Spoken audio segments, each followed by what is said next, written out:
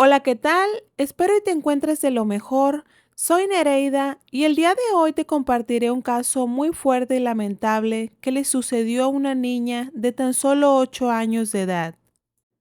Sandra René Cantú era solo una niña de 8 años que nació el 8 de marzo del año 2001 en Tracy, California. Sus padres son de origen hispano, Daniel Cantú y María Chávez, los cuales se encontraban separados.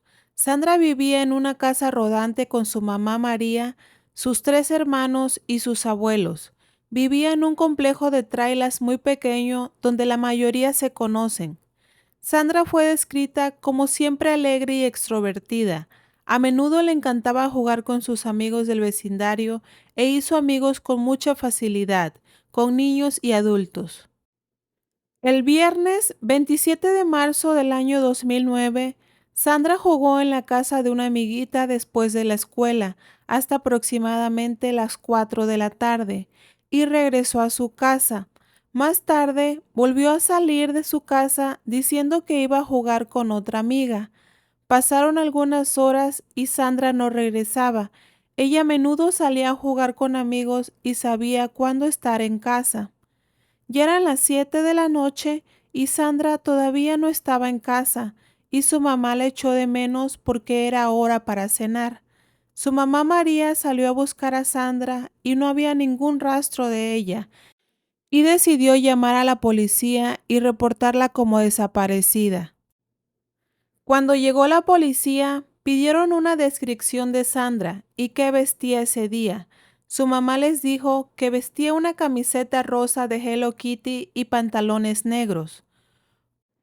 En medio de la desesperación de encontrar a su hija, una vecina llamada Melissa le envió un mensaje a María diciéndole que a ella se le había perdido una maleta, por si esa información le servía de algo, y a María no le tomó importancia ya que ella se encontraba muy preocupada por encontrar a su hija.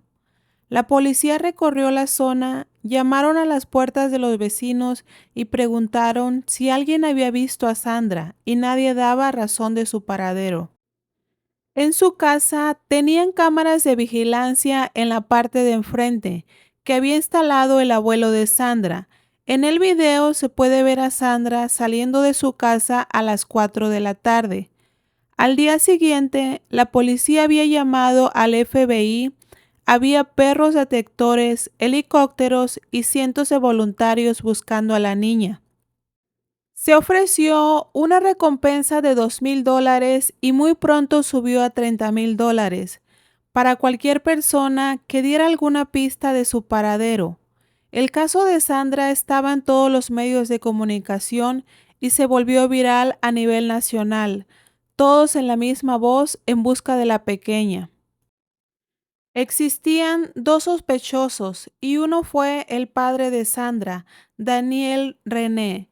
Él y María estaban separados en ese momento, pero ella no creía que él tuviera nada que ver con la desaparición de la niña, ya que no era cercano a su hija y estaba alejado de ellas con problemas de no querer pagar la mantención, y fue descartado muy rápido.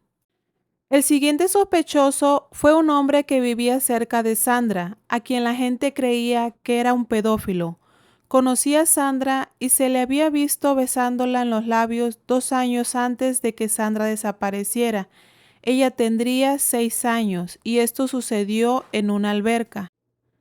La policía le pidió a este hombre que fuera a la comisaría para interrogarlo y finalmente fue descartado, pero la policía dijo que lo estarían vigilando. La policía recibió información sobre varias personas que no daban mucha confianza, que vivían en el parque móvil o estaban en el área el día 27 de marzo, el día que desapareció Sandra. No se encontró ninguna prueba. Un hombre que vendía nieves y los vecinos no reconocieron estaba en el área el día 27 y se le vio hablando con varios niños. Este hombre también fue descartado.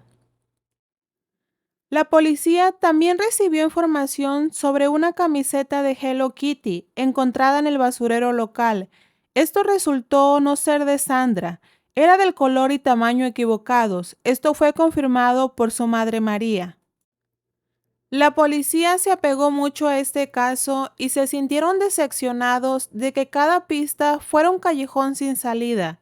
Se llevó a cabo una vigilia con velas para Sandra, y en ese momento una mujer corrió hacia los policías que estaban en la vigilia y les dijo que había encontrado algo. Este algo era una carta y fue encontrada por una vecina de la familia de Sandra llamada Melissa Huchavi.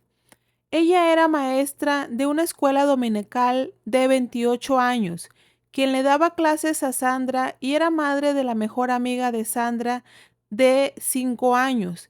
Ella también le mencionó que le robaron la maleta en la entrada de su casa el día 27, pero no pensó que fuera importante. La carta fue enviada para ser analizada, pero la policía sospechó de inmediato. Le llamó la atención la letra y había muchas palabras mal escritas. Decía, Cantú, encerrado en maleta robada, arrojado el agua en Bachery Row y White Row. Testigo. La policía aún quería verificarlo y se envió un equipo de buceo para buscarlo en el área. Los cuerpos de agua que se buscaron eran en su mayoría vertederos de aguas residuales y no se encontró nada. Las autoridades decidieron seguir investigando a Melissa, la llevaron para interrogarla y hablaron con los vecinos sobre ella. Melissa tenía antecedentes de enfermedad mental y mucha gente decía que hacía cosas muy raras para llamar la atención.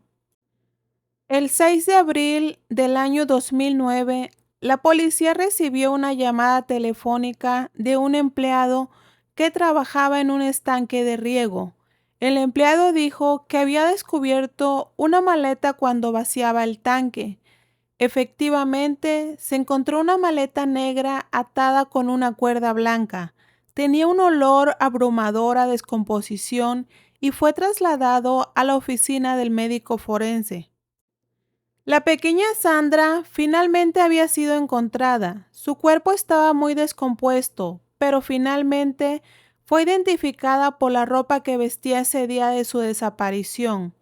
No tenía heridas defensivas en su cuerpo, solo un pequeño corte en el interior de su labio. Su causa de muerte fue asfixia. El médico forense también hizo algunos otros descubrimientos horribles durante la autopsia. Sandra había sido drogada y tenía una dosis alta de un tipo de droga llamada alprazolam en su sistema, y había sido agredida severamente con un objeto extraño. Tenía lesiones en los genitales que lo demostraban. Los investigadores tenían la abrumadora sensación de que su asesina era Melissa Huchavi y querían volver a interrogarla. La policía se acercó a Melissa, pero descubrieron que había intentado suicidarse tragándose hojas de afeitar. Melissa estaba en el hospital y no se permitió que la policía la viera hasta que la dieran de alta. Mientras esperaban, la policía buscó algún testigo que pudiera ubicar a Melissa en el estanque el día que Sandra desapareció. Tuvieron mucha suerte. Un hombre y su esposa habían estado en el área el día 27 y vieron una camioneta de color oscuro estacionada con la puerta abierta de par en par. El hombre dijo que vio a una mujer con cabello oscuro y cuando le preguntó si estaba bien, ella solo dijo que tenía que detenerse y usar el baño. La descripción del vehículo coincidía con el auto de Melissa. Se obtuvo una orden de allanamiento para la iglesia donde enseñaba Melissa. Dentro de su salón de clases, la policía encontró un cordón blanco que había sido cortado de las persianas y vuelto a atar. Este coincidía con el que se había encontrado en la maleta. También encontraron un rodillo con una sustancia roja. El rodillo fue enviado para su prueba.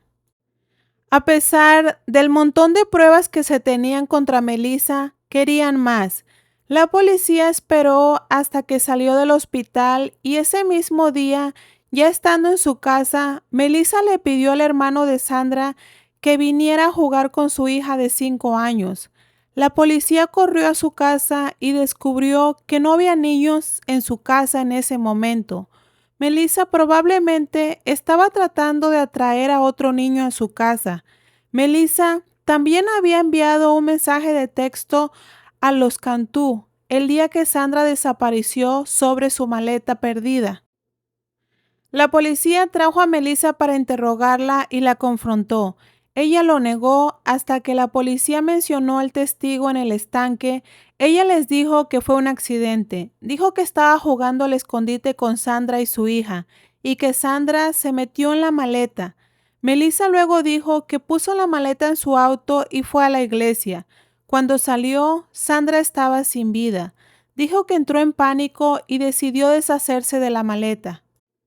La policía sabía que estaba mintiendo. La sangre de Sandra fue encontrada en el rodillo encontrado en la iglesia y Sandra había sido drogada.